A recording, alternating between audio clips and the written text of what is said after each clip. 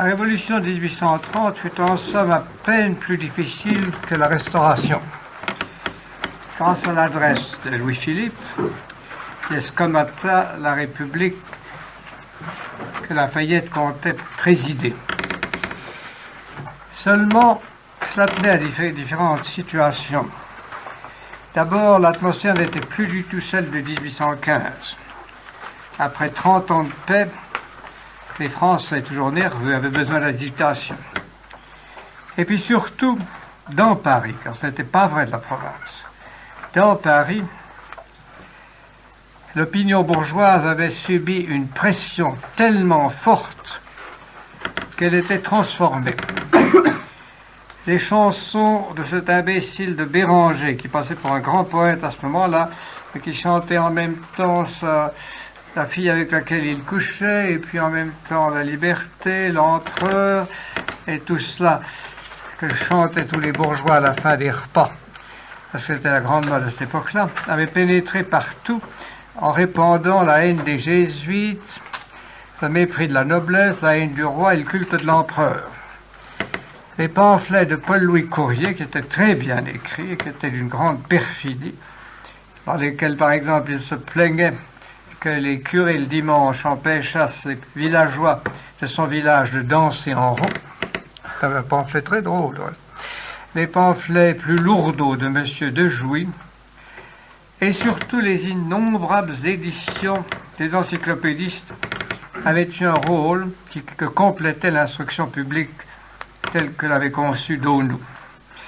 Vous n'imaginez pas la différence qu'il y avait entre la bourgeoisie de 1790 et celle de 1830. Quand en 1788, Beaumarchais avait voulu vendre une édition de 5000 exemplaires d'un Voltaire complet, il n'avait pas trouvé plus de 4000 acheteurs dans tout Paris, dans toute l'Europe. Tandis qu'entre 1820 et 1840, on a fait une vingtaine d'éditions de Voltaire qui sont toutes vendues. Une dizaine d'éditions de Diderot, plusieurs éditions de Condorcet, de d'Alembert, et ainsi la pensée encyclopédiste s'est répandue et est devenue parole d'évangile dans la bourgeoisie assez cultivée, chez ces jeunes gens qui sortaient des lycées, des collèges, et on peut dire que l'efficacité du poison qu'avaient préparé les idéologues avec l'approbation de Bonaparte n'a été totale que sous la Restauration et a donc, pour Paris et quelques grandes villes, préparé un public qui devait accueillir volontiers un roi libéral, comme on disait, et un roi qui les débarrasserait de l'Église, et un roi qui installerait un bon régime matérialiste en France. C'était donc pas très difficile, mais Louis-Philippe paya cher ce qu'il avait fait. D'abord, il le paya en argent, parce que les grands libéraux de l'époque, du moins M. de Lafayette, M. Benjamin Constant, quelques autres, étaient très démocrates. Mais en même temps, ils aimaient beaucoup dépenser, il y a eu beaucoup de dettes à payer, tellement de dettes à payer, que Laffitte, qui s'était fait banquier de la Révolution, fit faillite comme banquier, et qu'il retomba dans la boue, d'où il était à peine sorti. Donc, grosse dépense d'argent. Les révolutions coûtent cher à ceux qui les payent. C'est toujours l'histoire. Chacune d'entre elles, que ce soit en 48, en 51, en 70, etc. Et la révolution russe aussi. Et nous savons en général qui paye, mais nous le savons après. Deuxième façon dont Louis-Philippe dut payer, il fut à tout jamais déshonoré. C'était une des premières fois en Europe que le cousin d'un souverain s'entendait avec ses ennemis pour le renverser. Et comme l'Europe était à ce moment-là encore monarchique, à sa grande majorité, Louis-Philippe et les Orléans furent universellement méprisés. Personne ne voulut épouser ses filles, ni ses fils. Il y a eu là une période extrêmement difficile pour lui, et en même temps pour la France. La situation éminente que Charles X avait rendue au pays grâce à son succès en Grèce, où la flotte française avait détruit la flotte turque, grâce à son succès en Algérie, et avant cela grâce à l'expédition d'Espagne, cette situation qui refaisait de la France la nation la plus brillante de l'Occident fut perdue et Louis-Philippe dut encaisser beaucoup de coups de pied dans quelque chose, sans pouvoir se plaindre. Mais enfin, la façon dont il paya vraiment sa dette au Grand Orient est encore plus frappante. La révolution de 1830 est avant tout une révolution anticléricale. Dès le lendemain, on s'en aperçut.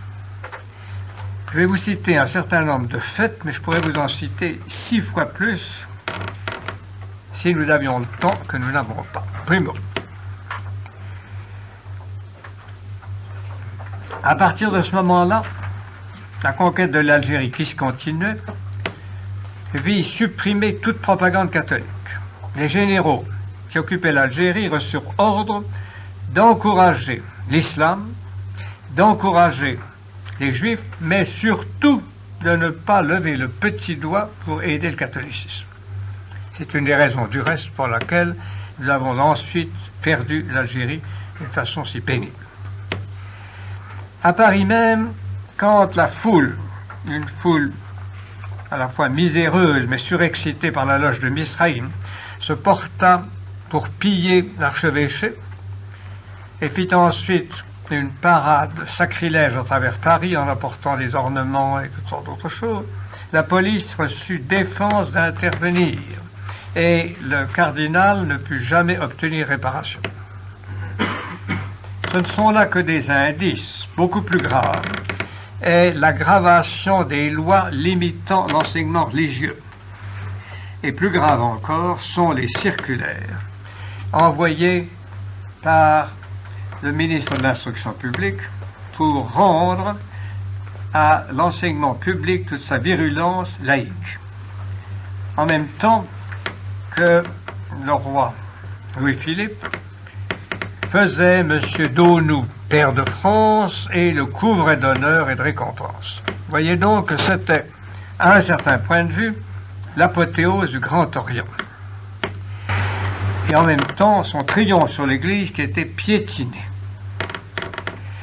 Le Grand Orient fut très reconnaissant. Naturellement, elle se multiplia en battements de main, en exclamations d'enthousiasme, et il eut même la platitude de demander à Louis-Philippe d'autoriser le duc d'Orléans, son fils aîné, de devenir grand maître du Grand Orient. Mais tout de même, Louis-Philippe ne voulut pas aller jusque-là. Et la chose n'est pas de suite. Mais l'euphorie au Grand Orient était telle qu'on proposa de demander à l'État d'en faire une société d'utilité publique, ce qui l'eut entièrement mis sous le contrôle financier et pratique du gouvernement. Tout de même, la minorité gauche du Grand Orient empêcha ça, et le Grand Orient garda une liberté théorique à l'égard du gouvernement. Je dis théorique parce qu'en fait, c'était tout autre chose, comme vous le verrez tout à l'heure. Seulement, les loges ne marchèrent pas. Donc, voyez-vous, encore ici, vous avez une de ces contradictions qu'on trouve quelquefois dans les institutions. Le Grand Orient, qui est le centre administratif, est à plat devant le gouvernement pour avoir de bons rapports avec lui et obtenir des faveurs. Mais les loges qui font l'esprit et le mouvement de la maçonnerie ne suivent pas. Beaucoup d'entre elles restaient bonapartistes. Celles qui avaient encore gardé un peu d'esprit légitimiste le perdaient, et surtout, une grande vague d'anticléricalisme antimonarchiste se répandait dans presque toutes les loges, sous l'influence et la contagion des loges de Misraïm. De toute façon, c'était une époque de violence. Le soir des Trois Glorieuses, on voyait défiler dans Paris des cortèges de maçons des États-Unis avec leurs ripeaux, des gens avec le drapeau rouge, des gens avec le drapeau noir, et pendant 4 ans, ce fut véritablement pour la police un problème de savoir de quel côté faire face. D'autant plus qu'avec l'industrie qui commençait, les grèves commençaient, et dans certaines régions, comme la région de Saint-Étienne, la troupe tira sur les manifestants et en tua. En effet, Louis-Philippe était bourgeois. Louis-Philippe avait épousé la classe bourgeoise, c'est-à-dire qu'il avait étendu le suffrage, et que là où autrefois ne votaient que les bourgeois un peu riches et les propriétaires terriens, tous les boutiquiers payaient. Et en même temps, comme il avait enrôlé tous les boutiquiers dans la garde nationale, c'était sur eux qu'il comptait pour le maintenir comme roi, car il savait bien que c'était eux, en effet, qui, à leur critique, défendraient la propriété privée et défendraient en même temps les Tuileries, dans la mesure où ces messieurs qui avaient de gros ventres aimeraient défendre quelque chose d'autre que leur argent, mais tout de même, comme ils étaient très fiers d'être capitaines, d'être colonels, d'être généraux de la garde nationale, on pouvait compter sur leur vanité pour faire ce que ne ferait pas leur courage. Donc, il s'appuyait sur cette classe-là et il l'aidait. Il envoyait ses fils au lycée Condorcet, comme les autres gosses. Lui-même, il s'habillait en bourgeois, il se promenait la canne à la main dans la ville. Et pour supprimer toute cause de mécontentement, il avait supprimé la cour royale. Il y avait bien quelquefois des réunions, mais où l'on recevait des dames aussi distinguées que Mme Victor Hugo, qui avait un petit peu l'air d'une cuisinière en vacances, et des dames aussi distinguées que Mme l'épouse du général de la garde nationale, qui avait l'air d'une marchande à la toilette.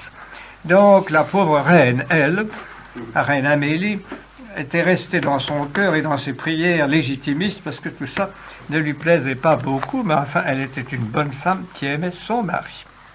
Par conséquent, elle restait et elle recevait et se faisait baiser les mains par tous ces gens-là. Seulement, quand Louis-Philippe se rendit compte que, d'un côté, le Grand Orient lui faisait risette, et que d'une autre côté, les loges lui tiraient à bras raccourcis, il fit donner des ordres à ses préfets et dans ces 4 années, on ferma 80 loges parce qu'elles avaient mauvais esprit. Thiers, qui était ministre de l'Intérieur en 1834, envoya une circulaire qui montre bien l'esprit de cette époque dans le gouvernement. Il disait à ses préfets le 14 mai 1934 de surveiller les agissements républicains dans les loges. Et par suite du rapport spécial que j'aurai soin de m'adresser, on avertira le Grand Orient. Et ensuite, on agira judiciairement si les avis au supérieur maçonnique restent sans effet. Donc vous le voyez, le gouvernement considérait le Grand Orient comme une annexe administrative de sa propre autorité. Mais il la considérait aussi comme une annexe dans laquelle on ne pouvait pas avoir une complète confiance. Et il passait outre et il donnait des coups de bâton quand les coups de bâton étaient utiles. Pendant ces années-là, le gouvernement de Louis-Philippe fut beaucoup plus dur que le gouvernement de la Restauration n'avait jamais été. D'abord, ce n'était plus des gens du monde et des gens distingués qui commandaient, c'était des bourgeois qui voulaient sauver leur fortune. Ensuite, ce n'était plus des gens qui cherchaient avant tout à faire l'unité nationale, c'était des gens qui cherchaient à rétablir la paix à l'intérieur du pays. Donc, les premières années de la monarchie de Juillet ont été des années extrêmement agitées, violentes, brutales, et où on se cassait la gueule entre Français. Les plus fameuses de sociétés qui organisaient le trouble dans la rue s'appelaient la Société des droits de l'homme, à laquelle succéda, dès que le gouvernement supprimait une société secrète, elle renaissait sous un autre nom. La Société des droits de l'homme eut une succession qui s'appelait « Aide-toi, le ciel t'aidera ». De nouveau, elle fut fermée. Elle est une succession qui s'appelait la Société des saisons. Et ainsi, cela renaissait constamment, toutes ces sociétés formées de fils de bourgeois excités, avec quelques agitateurs étrangers, et des intellectuels qui se montaient la tête les uns des autres. Donc, c'était une période difficile. Mais le plus difficile était encore la situation du Grand Orient en face du réseau international de loges qui se créait au-dessus de lui. Et cela est un aspect très nouveau de la maçonnerie française. Je vous ai expliqué que sous Napoléon Ier, les officiers français avaient créé des loges dans toute l'Europe et qu'ils avaient ainsi des ramifications, les loges françaises avaient des ramifications un peu partout. La chose se vérifie toutes les fois qu'on touche à un document maçonnique de cette époque. Voici par exemple un recueil que j'ai trouvé en Pologne du reste, dans lequel il est question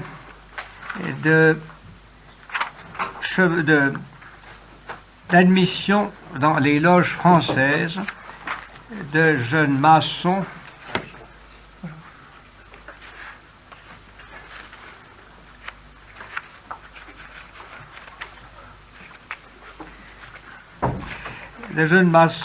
dont l'un est un Polonais et dont l'autre est un Tchèque. Et le plus important, et c'est cela que je vais vous lire, c'est une convention conclue le 15 mars 1837 entre le comité de la Jeune Europe installé à Paris et qui était formé de membres de la loge des Trinosophes, qui était une des loges du rite de Misraïm, et le comité des Polonais résidant à Londres et dans les autres parties du royaume de la Grande-Bretagne. Ceux-ci étaient représentés par un Polonais, qui était un réfugié polonais à Londres et qui était membre également de l'association de la Jeune Europe. Il est donc entendu que ces deux sociétés, celle de Paris et celle de Londres, doivent céder. Ils doivent céder en se communiquant tous les 6 mois des renseignements et des rapports, mais aussi, au moment de l'action, envoyer des fonds et envoyer des fusils là où il y aura la bataille. Le comité français disait, il se charge au moment de l'insurrection polonaise d'exciter, en tant qu'il sera en son pouvoir, tous les peuples limitrophes de la Pologne à un mouvement insurrectionnel afin de créer une diversion salutaire en faveur de la cause polonaise. Le comité de la Jeune Europe fera tous ses efforts pour assurer à Paris une communication permanente avec France et la Pologne pendant toute la durée de la guerre. Et également, utilisera toutes ses ressources pour que les journaux français prennent une position favorable à la révolte polonaise. La chose se continuait, et ce qu'il y a peut-être de plus curieux, voyez-vous, c'est que le comité de la Jeune Europe, ayant ratifié toutes ces choses, 15 jours après, dans une lettre avec une en-tête « Liberté, égalité, humanité », prévenait le comité de Londres que Joseph Mazzini, qui était un Italien, comme vous le savez, président de la Jeune Europe, résidant à Londres, serait leur délégué auprès des Polonais de Londres. Et tout ceci, vous le voyez, vous marque le curieux margouillis, car voilà quelles étaient les différentes sociétés qui se réunissaient sous ces étiquettes. Largement encouragés par Lafayette, qui les réunissait chez lui et qui leur procurait de l'argent. Il y avait donc la Société de la Jeune Pologne, qui préparait sa révolution armée, la Société de la Jeune Allemagne, qui préparait l'unité allemande, la Société de la Jeune Italie, présidée par Mazzei, qui présidait l'unité italienne. Et toutes étaient des associations républicaines qui étaient en même temps anti-monarchiques et anticléricales.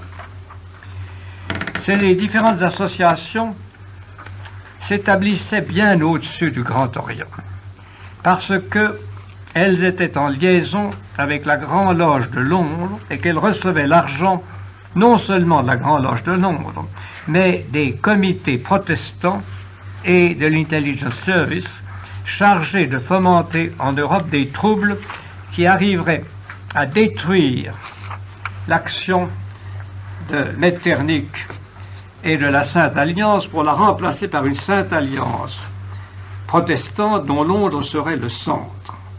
Pour vous donner une idée du programme, voici un discours fait par un certain Israélite, maçon et membre de cette association, qui se nommait Maversberger, fait à Varsovie, à la Société des Amis de la Patrie polonaise.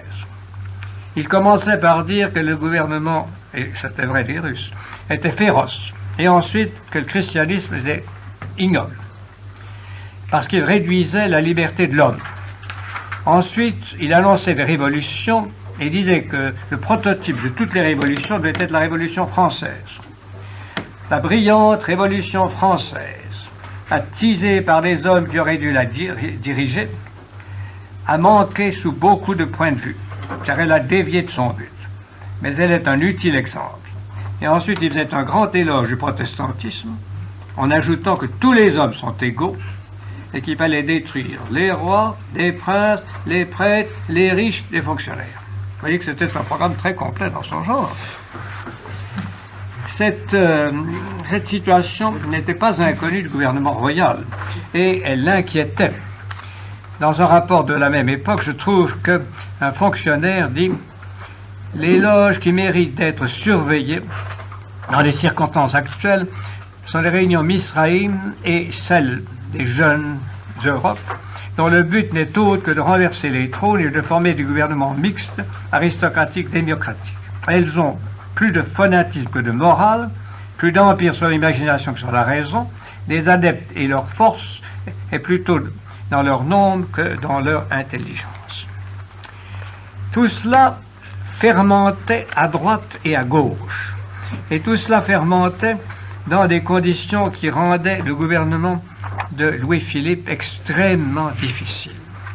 En effet, M. de Metternich, qui n'était pas une gourde, faisait saisir beaucoup de ces papiers-là, et il se plaignait au roi de France, qu'il n'aimait pas, du fait qu'on avait saisi en Allemagne, vous savez que les empereurs d'Autriche étaient encore empereurs d'Allemagne, on avait saisi des papiers prouvant la fondation à Paris d'une société populaire allemande que Lafayette avait créée et qui était une filiale de la Société des droits de l'homme dont je viens de vous parler, c'est-à-dire une société révolutionnaire locale française, mais qui devait travailler en Allemagne pour faire le même bruit, la même agitation. La maçonnerie devenait donc un centre de révolution internationale à son propre bénéfice, mais aussi au bénéfice de la politique anglaise qui tenait à disloquer les monarchies encore solides et surtout les monarchies catholiques comme celle d'Autriche. Le roi Louis-Philippe voyait ça avec inquiétude. Et il le voyait d'autant plus avec inquiétude que Lafayette était, bien qu'il fût vieux, très bavard et faisait des grands discours, et que Lafayette et ses amis au Parlement ne cessaient de réclamer l'intervention française en Pologne et la guerre avec la Russie. Le roi Louis-Philippe n'en avait aucune envie. Mais M. Thiers, à un moment assez tragique, où la France avait été très insultée, comme je vous raconterai tout à l'heure, en avait grande envie, lui. Aussi, Louis-Philippe liquida-t-il Thiers, et ce fut l'une des causes, plus tard, qui devait coûter à Louis-Philippe son trône. Mais enfin, il avait du moins refusé la guerre, et c'est un acte parfaitement sage qu'il avait fait, car ces guerres n'auraient pu mener à rien du tout. De même, malgré leur folie, les républicains radicaux de 1937 ont refusé au Grand Orient l'entrée en guerre de la France en faveur de l'Espagne, et c'est tout de même là un petit reste de sagesse dans les deux cas. Ainsi, la situation à Paris, vous le voyez, de 1830 à 1935 a été extrêmement difficile. Il fallait toute l'adresse de Louis-Philippe, toute sa popularité auprès du Grand Orient et toute sa popularité auprès de la garde bourgeoise pour s'en tirer. À la campagne, la situation était différente.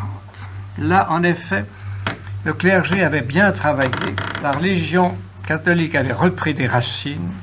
Dans certaines zones comme l'Ouest, le Languedoc, ses racines étaient profondes, la vie religieuse était solide, et malgré l'abandon de Lamennais, que Rome venait de condamner avec beaucoup de sagesse, malgré donc la défection de Lamennais, on peut dire que le catholicisme gagnait du prestige. Même à Paris, on essayait une contre-attaque. C'était l'époque où l'archevêque de Paris organisait, grâce à un orateur extrêmement éloquent, le père Lacordaire, les premières conférences d'hommes. Et mon grand-père me racontait qu'au début du règne de Louis-Philippe, on ne voyait aucun homme dans les principales églises de Paris. Il voulait dire aucun homme de la bourgeoisie. Il y avait l'aristocratie puis le populo, mais il n'y avait pas de bourgeois. Tandis que grâce à ce travail de l'archevêché de Paris, grâce à Lacordaire et à d'autres, parce qu'il n'était pas le seul, il y a eu une réelle amélioration. Et cette amélioration a également eu une importance politique. Unis aux légitimistes, les catholiques ont commencé à représenter à la Chambre un élément important et à lutter contre le sectarisme protestant et le sectarisme maçon dans les écoles. La bataille a été très dure, mais certains de ces députés catholiques étaient intelligents et éloquents, et ils eurent la chance d'avoir un chef qui, sans être, lui, très intelligent, il faut bien le dire, bien qu'il fût génial, a donné du moins un singulier prestige à leur petit groupe. Le chef, c'était M. de Lamartine, lequel devint à ce moment-là, il était au fond légitimiste et il méprisait profondément Louis-Philippe, comme presque tous les gentilshommes de l'époque. Mais surtout, il vit là la possibilité de se créer une clientèle, et il se créa une clientèle très réelle en étant au Parlement l'avocat de la liberté de l'enseignement et de la libération de l'Église catholique qui était vraiment pressurée. Le gouvernement se trouvait donc coincé entre une droite très solide à la campagne qui reprenait du poids et de l'importance, et en même temps les loges, pas le Grand Orient, mais les loges qui, elles, commençaient à lui échapper comme influence. Le plus ennuyeux à cette époque-là encore, pour Louis-Philippe, fut la naissance, le foisonnement, si vous voulez, de théories socialistes qui prenaient sur l'opinion publique impressionnable, qui avait une prise énorme. En effet, Saint-Simon, sous la Restauration, avait commencé à prêcher une ère nouvelle. M. de Saint-Simon était un esprit un peu chimérique, mais c'était un esprit assez généreux en même temps. Aussi, ce qu'il envisageait était-il, lui, une transformation volontaire du monde que feraient les bourgeois et par laquelle il substituerait à la noblesse et au clergé les ingénieurs. Il envisageait une exploitation industrielle du monde qui donnerait le bien-être à tout le monde, mais qui exigerait une réforme constante, totale, une organisation scientifique de l'humanité. Tout serait désormais centré sur le travail productif, et sa grande formule était à ce moment-là un collectivisme où chacun aurait selon ses capacités et chaque capacité aurait selon ses heures. Il voulait également abolir la propriété privée pour créer la propriété collective. Son dernier livre, de 1825, s'appelait « Le nouveau christianisme », et il n'était donc pas démagogique, bien que ces théories puissent être exploitées dans ce sens. Elles le furent naturellement. Elles le furent par une série de gens qui avaient des formations, souvent des formations scientifiques, et quelquefois d'autres formations philosophiques. Plusieurs d'entre eux, et c'est assez curieux, venaient du Jura, et en particulier de la région de Besançon. Les plus fameux ont été un certain Bazard, qui a propagé le saint-simonisme tant qu'il a pu. Ensuite, il y en a eu un autre qui était plus pittoresque, qui s'appelait M. Cabet, qui a vécu de 1788 à 1756. Et lui, il a publié un roman qui s'appelait Le voyage en Icarie. L'Icarie était une terre idéale où messieurs et dames allaient ensemble, couchaient ensemble, vivaient dans des phalanstères, possédaient la terre ensemble, avaient des bébés ensemble, mangeaient ensemble, buvaient ensemble, et étaient parfaitement heureux de tout cela. Son roman a eu un succès formidable. Tout alla bien jusqu'au moment où il créa une colonie dans le Texas. Alors, à partir de ce moment-là, ça n'alla plus du tout. Les dames se battirent entre eux, les messieurs entre eux, les dames avec les messieurs, les enfants avec tout le monde, et lui-même, en fin de compte, fit faillite et fut expulsé par ses chers collaborateurs. Victor Considérant, lui, était un disciple de Fourier. Il pressait l'association et disait que la nature humaine étant unie, tous les hommes devaient être unis. Et alors, sa théorie à lui, qui était très jolie, c'était que tout serait extrêmement facile sur Terre si l'on voulait bien remplacer le travail forcé par le travail naturel. Si les séances solitaires, longues, continues, sont insipides et mortelles en industrie, en toute chose, écoutez la voix de la nature et concluez avec elle que le travail utile ne peut devenir plaisir qu'à la condition d'être exécuté en réunions nombreuses, en séances courtes et variées. Alors il créait des phalanges, et la théorie c'était que chaque personne devait être utilisée selon sa passion. Si un monsieur était un cogne dur, il fallait le faire forgeron, et cognerait dur. Si un monsieur aimait boire, il fallait le faire tenteur de vin, et comme ça, il serait utilisé. Pour les petits garçons qui aiment jouer aux billes, il avait une idée merveilleuse. Les petits garçons qui aiment jouer aux billes, vous les prenez, vous les mettez devant une table, vous leur donnez un grand sac de petits pois à trier, les petits là, les moyens là, les grands là, et ça les amuse toute la journée, ils sont ravis. Ainsi, tous les problèmes se réduisaient de cette façon-là, et M. Victor Considérant était très respecté jusqu'au jour où il voulut faire des conférences sur la mise en commun des femmes. Alors là, la police n'approuva pas. Le père enfantin, lui, était banquier, il avait de l'argent. Il vécut de 1796 à 64, il était ingénieur, il était aussi un des apôtres du Saint-Simonisme, il était politicien, officier d'abord, marchand ensuite, théoricien ensuite, et il était adroit dans le maniement des fonds, aussi fut-il le bailleur de fonds de tous ces gens-là. Fourier, qui vécut de 1772 à 37 et qui était l'un des meilleurs écrivains, lui préconisait aussi les phalanstères, le travail libre, agréant, et au lieu de dire à chacun selon ses heures, il disait à chacun selon ses besoins, ce qui était beaucoup plus audacieux. Tout cela, vous le voyez, était un peu du délire. Mais c'était un délire qui excitait les foules, et à côté de cela, d'autres personnes allaient plus loin et poussaient l'opinion plus violemment. Proudhon, qui était un très bon écrivain, et qui était également du Jura, et qui vécut de 1805 à 65, 1909 à 65, était, lui, beaucoup plus réaliste et encore assez chimérique. Il imaginait un socialisme individualiste. Il considérait que le bonheur de l'humanité ne se produirait que le jour où on supprimerait le gouvernement et où il y aurait une anarchie avec une économie mutuelle, on échangeait des chaussures contre un chou-fleur ou des choses comme ça, et qu'en fait, en politique, il ne fallait plus d'États centralisés, mais des fédérations de familles. Tout cela n'était pas d'un intérêt immédiat, mais il le prêchait très bien. Et ça lui permit même de s'engueuler avec Marx, qui trouvait que c'était idiot. Enfin, ça, nous en parlerons plus tard.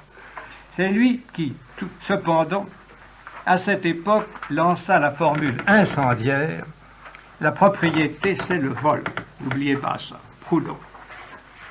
À une époque où M. Guizot disait aux bourgeois « Enrichissez-vous », à une époque où toute la politique était basée sur la satisfaction de la classe moyenne, parce que Louis-Philippe n'avait pas donné le suffrage universel, les boutiquiers, les petits bourgeois qui s'enrichissaient, le scandale était immense. Mais ce scandale avait des résonances dans le peuple.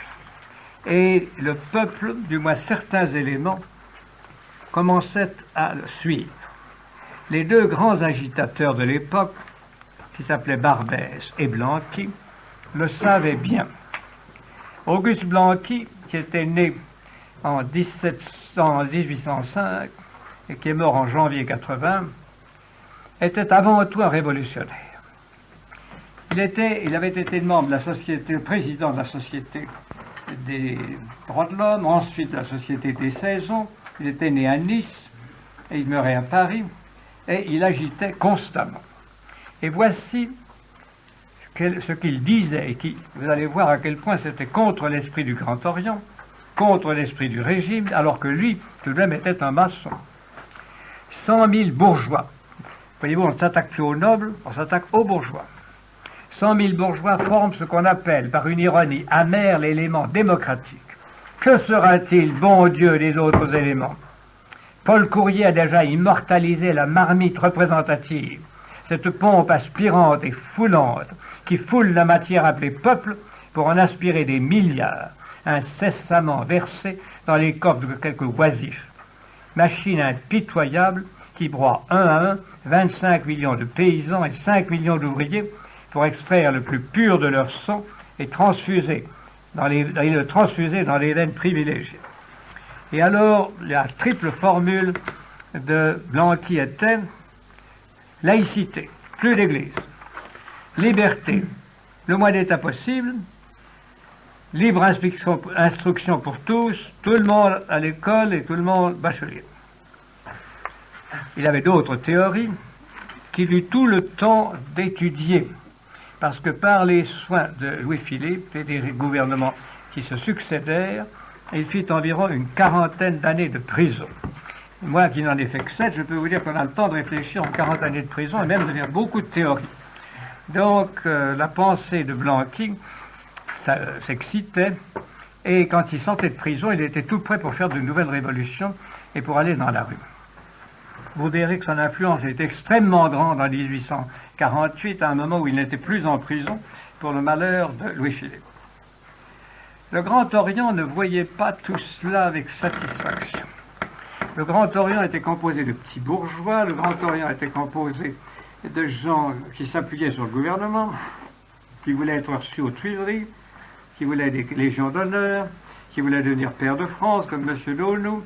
Et par conséquent, pour réagir, ils créèrent un journal économique, le premier journal économique français, celui qui devait contrebattre par la pratique et les renseignements les folies de ces socialistes délirants.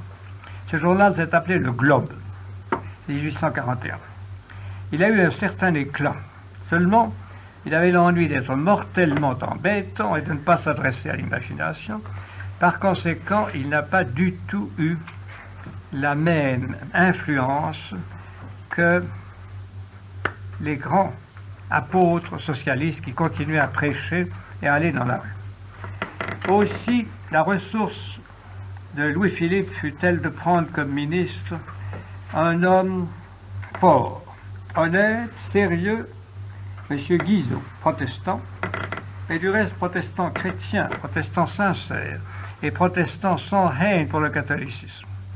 Et comme préfet de police, M. Delessert, qui de 1839 à 1847 lui garantit la paix dans la rue, parce que les polices étaient fortes et la garde nationale était à ce moment-là docile.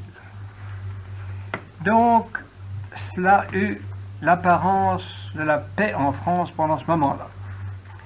Mais la franc-maçonnerie bourgeoise qui s'enrichissait, l'industrie qui maintenant se développait, était pour une partie de la population pauvre, et même dans certains centres ruraux, un scandale et une cause d'irritation. Aussi, le rang des députés de droite légitimistes et des députés de gauche, soit la gauche gouvernementale, la gauche dynastique, soit la gauche républicaine, s'augmentait d'élection en élection. D'autant plus que Louis-Philippe payait cher le croc en jambe qu'il avait donné à Charles X. toute son influence internationale s'évanouissait. Le président Jackson lui envoyait des insultes et l'obligeait à payer. Des dettes qui remontaient à 1800. Dans le Proche-Orient, quand il avait voulu soutenir notre ami Mehemet Ali d'Égypte, Angleterre, Empire, Russie s'étaient entendus contre nous pour nous exclure du Proche-Orient et liquider Mehemet Ali. Quand il avait voulu marier avantageusement ses fils en Espagne, ce qu'on a appelé les mariages espagnols, le gouvernement Angleterre, après avoir dit oui, disait non. Aussi, comme le disait M. de Lamartine, la France s'ennuie. Toute la jeunesse s'agitait, mécontente.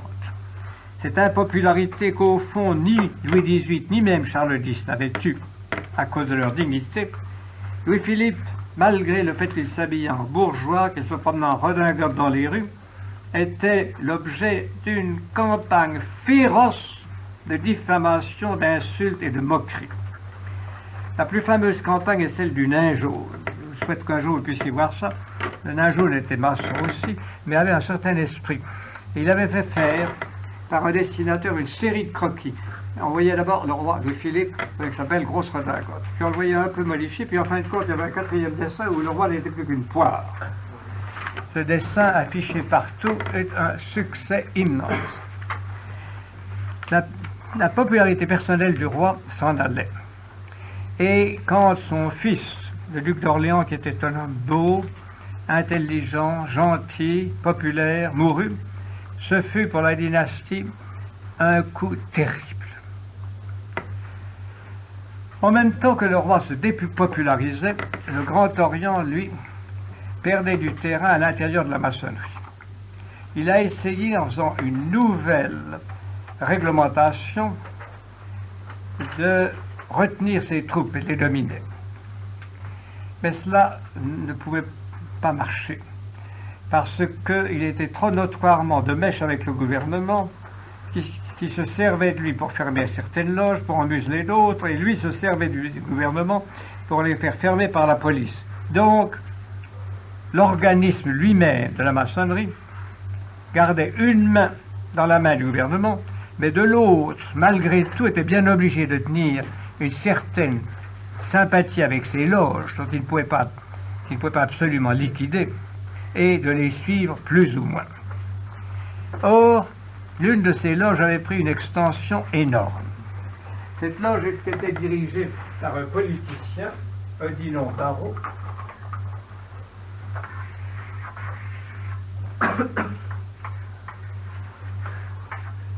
Cette loge s'appelait la loge des Trinosophes. C'était une des fondations. C'était une des fondations de la loge de Misraël. Et elle comportait beaucoup plus d'éléments populaires et même populeux et populaciers que les autres loges de Paris. Elle était donc plus active, plus à l'écoute des théories socialistes et de l'agitation. Le rôle de la loge des Trinosophes a été de galvaniser toutes les autres loges d'opposition autour d'elle et de faire un vaste mouvement. Ce vaste mouvement s'entendit d'abord avec le Parti républicain, qui n'était pas très nombreux, mais qui était bruyant, et on chercha une plateforme. La plateforme fut fournie par Blanqui. Blanqui réclamait le suffrage universel comme étant le remède à tous les maux. Il pensait que le jour où le peuple voterait, tout irait bien. Déjà, M. de Montesquieu, dans un moment de folie, avait dit « Le peuple est entièrement sage dans ses choix ». Et voici ce que disait Blanqui. « Nous demandons que les 33 millions de Français choisissent la forme de leur gouvernement et nomment, par le suffrage universel, les représentants qui auront mission de faire les lois. Cette réforme accomplie, les impôts qui dépouillent le pauvre au profit des riches seront promptement supprimés et remplacés par d'autres établis sur des bases contraires. Au lieu de prendre aux prolétaires laborieux pour donner aux riches, l'impôt devra s'emparer du surplus des oisifs pour le répartir entre cette masse d'hommes indigents que le manque d'argent condamne à l'inaction. Frapper les consommateurs improductifs pour féconder les sources de la production. Faciliter de plus en plus la suppression du crédit public, cette plaie saigneuse du pays, enfin substituer au funeste tripotage de bourse un système de banque nationale où les hommes actifs trouveront les éléments de la fortune. Alors seulement, alors, à ce moment-là, les impôts seront un bienfait. Blanqui avait beaucoup gueulé, et tellement gueulé qu'on l'avait écouté. Et le jour où la loge des Trinosophes, qui était présidée par Odilon Barrot, lequel était, en même temps au Parlement, le chef du petit parti, ou du parti assez important qu'on appelait la gauche dynastique, c'est-à-dire des gens qui avaient confiance dans Louis-Philippe, mais qui voulaient le pousser à gauche. Le jour où la loge des Trinosophes adopta ce programme, la situation du gouvernement devint grave. Il ne s'en douta pas tout de suite, parce qu'il se croyait une situation forte au point de vue police. En effet, ces politiciens, ces maçons n'osèrent au début employer qu'un procédé très maçonnique qui était faire une campagne de banquet. On mangeait, on buvait, on gueulait, puis on se séparait. Donc le gouvernement disait, ça c'est pas très mauvais, ça va très bien, on chante, ça va bien. Je vous ai déjà signalé, vous allez voir comme la vie est un écheveau, que l'un des problèmes graves pour la maçonnerie et pour Louis-Philippe était le problème des maçonneries internationales, car cela échappait au gouvernement. Or, à cette époque-là, ce réseau Jeune Europe était devenu très puissant. Les subsides de Londres, l'aide de l'Intelligence Service, l'évolution rapide de certains cantons suisses riches comme Genève, qui étaient les centres de propagande et de Jeune Europe, Genève étant une plaque tournante magnifique, tout cela donnait aux troupes, ces maçons internationaux liés avec Misraïm, un jeu superbe. Ils préparèrent donc avec beaucoup de soin, en 1847-48, à une époque où il y avait une crise économique comme il en arrive quelquefois, une série de révolutions qui devaient se passer successivement. Si la première réussissait, la seconde irait, la troisième irait, la quatrième irait, il ne se trompait pas du reste. La première devait se passer en Suisse, où les catholiques étaient minoritaires, et où les agitations antichrétiennes avaient amené dans certains cantons, le canton d'Argovie en particulier, à la suppression de couvents. Les catholiques de Fribourg et des autres cantons catholiques, comme le Valais, protestaient et réclamaient que l'on respectât les droits des cantons, les droits des couvents. Comme on ne les respectait pas, ils formèrent une association intérieure qu'ils appelèrent le Sonderbund. Ce Sonderbund se jugeait à l'abri des coups. Non pas qu'il fût très fort, parce qu'ils n'avaient pas d'armée ou peu d'armée, mais parce qu'ils avaient la garantie de Metternich qu'en cas de danger, l'Autriche interviendrait, et de Louis-Philippe qu'en cas de danger, la France interviendrait. Donc, le Sonderbund serait secouru de l'Est et de l'Ouest. Les gens de Genève, les gens de Berne, les gens des cantons protestants le savaient, mais quand ils virent commencer la campagne des banquets, quand ils virent une certaine agitation se manifester en Autriche, ils se dirent que le moment d'agir approchait. Et c'est ainsi que dans l'année 1847, la majorité protestante, qui était faible, mit hors la loi le Sonderbund, et que le Sonderbund, se croyant sûr d'une aide, réunit une petite armée, laquelle fut rapidement écrasée par l'armée fédérale du général Dufour, et les cantons catholiques obligés de chasser les jésuites, de donner des garanties d'éducation laïque, enfin de baisser le nez et de payer même des taxes. Ils avaient été extrêmement surpris de voir que ni Louis-Philippe ni Metternich n'avaient agi. Qu'est-ce qui s'était passé? Il s'était passé que les mots d'ordre étaient venus de Londres, et que de Londres, on avait prévenu Metternich et on avait prévenu Louis-Philippe qu'il ne devait en aucun cas intervenir, sans quoi Londres et Berlin interviendraient aussi. Donc, devant le danger d'une conflagration mondiale, européenne en tout cas, Louis-Philippe, qui ne voulait pas la guerre, et Metternich, qui n'était plus très jeune, n'avait pas secouru le Sonderbund qui s'était écroulé, d'où il résulta une transformation de la Constitution suisse et une persécution des cantons catholiques. Ceci transforma le climat de l'Europe et révéla à la maçonnerie internationale, à la maçonnerie anglaise, toute sa force et toute sa puissance. C'est donc à ce moment-là que la révolution en France, qui était éclatée en février, en Autriche, qui était éclatée en mars, en Allemagne, qui devait éclater en mars-avril, et en Italie, qui devait éclater en même temps, fut décidée et préparée par ce comité international. La chose à Paris fut extrêmement bizarre et vraiment presque absurde. Selon la technique de Blanqui et selon la technique d'Odilon-Barrot, on devait donner un grand banquet à Paris pour réclamer le suffrage universel. La police du roi et le roi déclarèrent que non, il ne fallait pas donner ce banquet, on permettait ceux des provinces, mais pas à Paris. Et alors, après une certaine hésitation, Odilon-Barrot et ses camarades se dégonflèrent et dirent pas de banquet, puisque vous voulez pas de banquet, vous êtes des tyrans, mais pas de banquet. Seulement, les sociétés populaires, tout ce qui restait des créations de Barbès et de Blanqui, dès qu'elles apprirent ça, commencèrent à se répandre dans la rue et à faire du bruit, à gueuler. Il y avait également du chômage chez les ouvriers, donc la rue se remplit de bruit et d'agitation.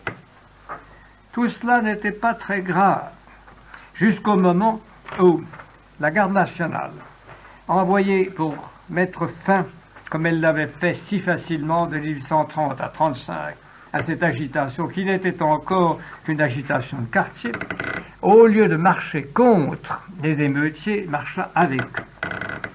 Alors, on va dire à Louis-Philippe aux Tuileries, sire, on risque d'attaquer les Tuileries.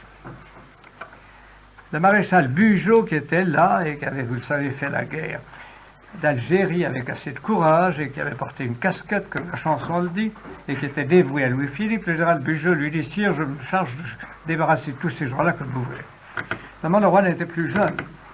La mort du duc d'Orléans l'avait privé d'un successeur et d'un conseiller.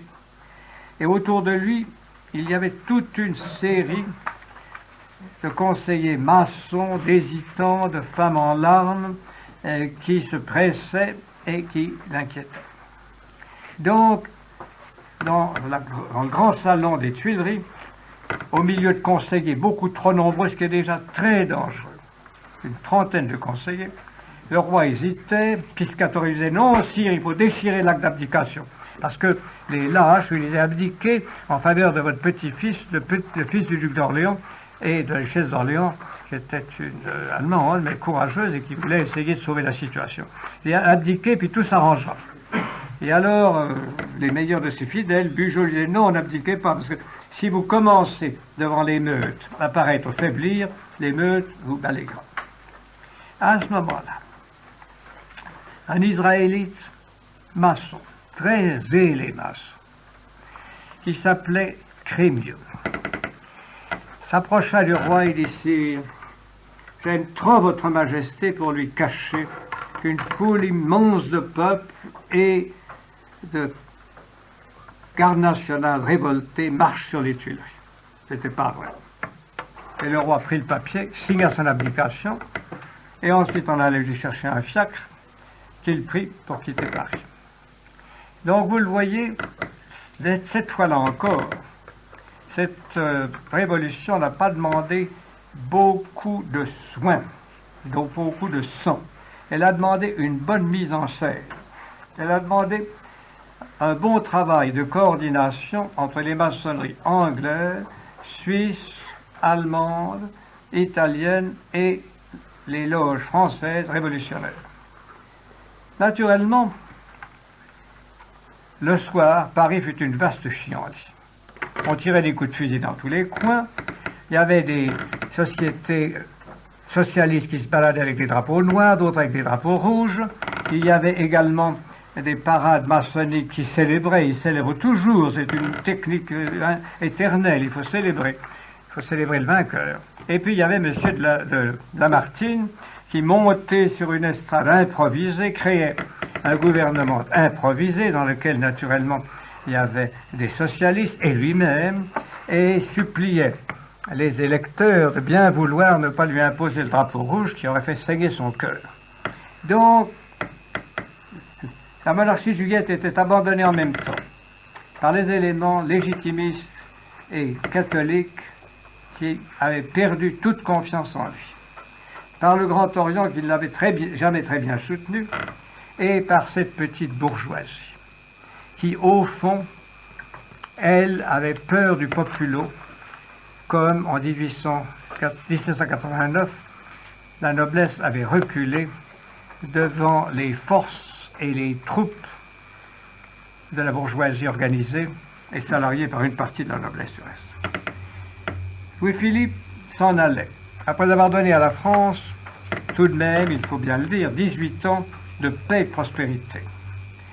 Mais en même temps, 18 ans de persécution religieuse, de maçonnerie florissante et un approfondissement de la corruption de la bourgeoisie libérale qui était devenue de plus en plus égoïste, de plus en plus matérialiste, de plus en plus inféodée à ces idées qui sont restées le symbole de la monarchie juliette, des idées d'utilitarisme, sans aucun respect ni de la vie spirituelle, ni même de la vie intellectuelle.